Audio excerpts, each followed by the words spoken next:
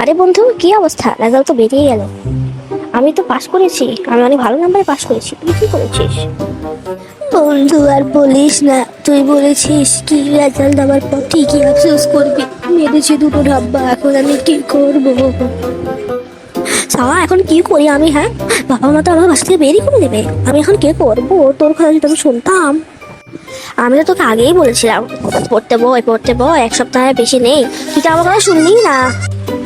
দেখবি বন্ধু, এবার থেকে পড়বো, দেখবি।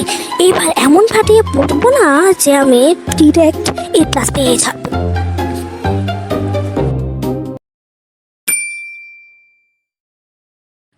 বন্ধু, ওইবার রেজাল্ট খারাপ করেছিস, এখনো সময় আছে, পরে পরীক্ষায় ভালো করার পড়তে বয়। আরে পরে, এখনো অনেক সময় পরে আছে, আস্তে আস্তে পড়বো আর কি। বন্ধুরা দেখেছেন, আমার বন্ধুও এরকম পড়ছে না।